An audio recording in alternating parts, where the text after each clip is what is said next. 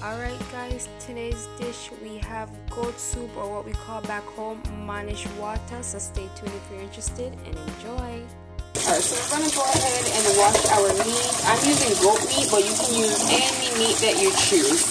Alright, so I'm going to bring my meat to boil now, and I'm going to boil my meat for about 30 minutes. Alright, so before my pot starts to boil, I'm going to add 2 teaspoons of salt. And this is to give my goat some flavor while it's boiling. Okay, so we're just checking to see how our meat's cooking now. And it looks pretty good, but it's still pretty tough. It's not done just yet. So we're going to go ahead and cover this. And we're going to cook the meat until the meat is tender or falling off the bone, or till our meat's just about soft. So I'm going to cook mine for another 40 minutes, and we're going to come back and check and add our ingredients. So we're going to check to see how our meat's going now. So it's been approximately 40 minutes.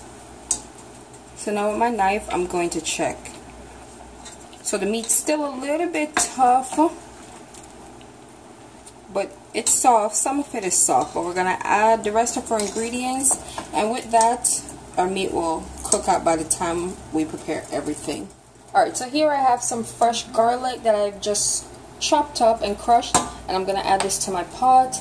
Then I'm going to add 1 whole Scotch bonnet pepper, and you want to make sure you take this out in a good amount of time because you don't want it to cook out and burst in your pot. I'm going to add a few fresh thyme leaves, and then we're just going to mix this in.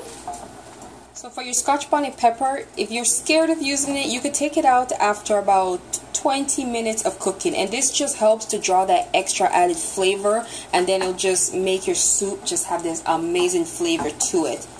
Okay, so we're going to make some spinners now for our Mannish water, and this here I have some water and some flour, and I'm just going to pour a little water, and then what you want to do is bring this together like I've showed you guys in a few of my previous video. You just want to combine everything, so you keep adding water, but you don't want to add too much water at once, so you just gradually add your water. You just bring this together until you basically form a dough. If you find that it's sticky, just add some more flour, and that will dry it all up, and you continue until you get a dough. Alright, so I've just finished kneading my dough, and it's pretty much ready. So you want to pinch off small pieces, depending on how big you want your spinners to be, and roll them in the palm of your hand, and then you want to go ahead and add them to your pot. And I'm just going to do this real quick, so I'm just going to roll and add them to my pot. So you can add as many of these as you want. It's strictly up to you. I'm going to make a few for my Mannish water. So back home we call this goat soup, but we also know it as Mannish water. So that's Mannish water, in case if you're wondering. Last one. And then we're just going to mix that in. So this is a scallion. This is what it looks like. And I'm going to go ahead and add some chopped ones over onto our pot here.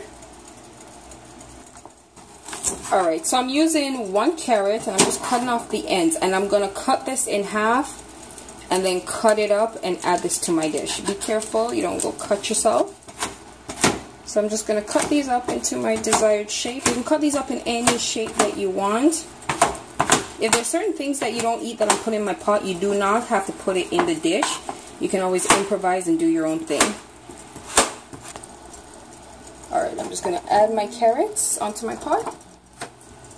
Alright, so this is just a piece of yellow yam. You can use white yam too. It's strictly up to what you prefer. I'm a yellow yam eater.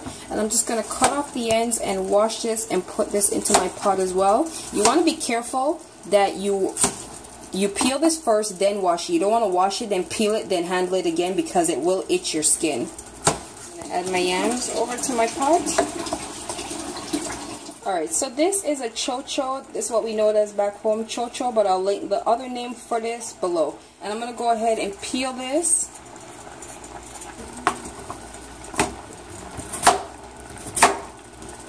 And I'm going to dice these up into cubes. Alright, I'm going to add these to my pot. Alright, here I have what they call a taro, but it's also known as Edos. And I'm just going to peel this and add this to my dish. You don't have to add this. It's quite optional, and it's really quite up to you.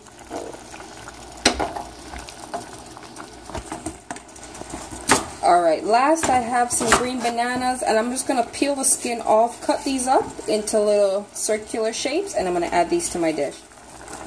Alright. Alright, so we add our green banana, and now we're going to stir.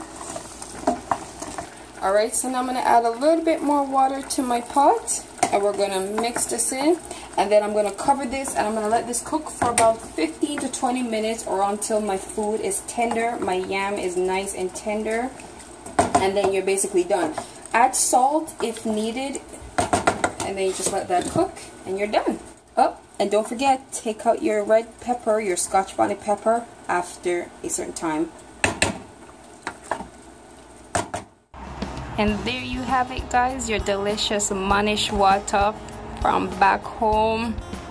And it is looking delicious, it smells good, and then you have all your food in here and everything is just nice.